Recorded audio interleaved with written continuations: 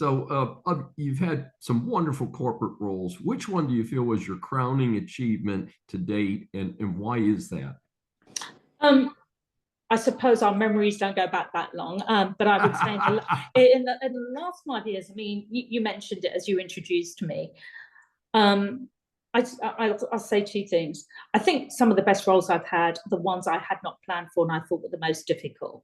So coming out of the financial crisis, at one point when I was at JP leading resolution planning for the investment bank, very difficult. But I reflect on that and think that was one of the most opportune career moves I made, because it actually gave me a full spectrum of knowledge and understanding how the organization works. But I think the more recently, one of the positions I really enjoyed and I felt very passionate about was at Freddie Mac.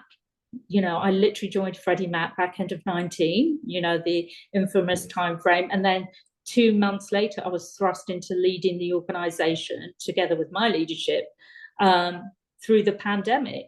And being sort of under government conservative and charters, you're not necessarily part of the same industry groups as some of the banks or the other financial services are, but being able to create that collaboration broadly within the institute, and really being helping to help an organization go through uncharted territory, sort of forging the connections with peer institutions, with vendors, with suppliers, just to understand how people were thinking about it. And what was very fundamental, staying in touch with the health.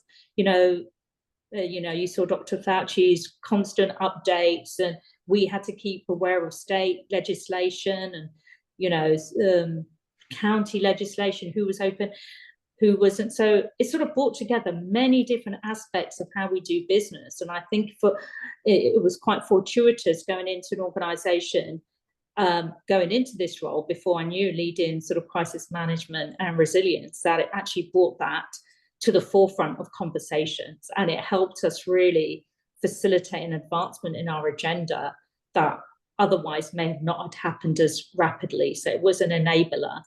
And then I would be remiss if I didn't say the leadership at that time at Freddie were very visionary and you have the support, right? And that means everything, even as a leader and you're not at the top of the pyramid, having the support and the resources that you need to really help an organization fare through some of these unpredicted events is foundational to the success, right, of an organization, right, through that. So absolutely, you got to have that team working together, and you sound to me like the inspiring team leader that a lot of people need out in this world.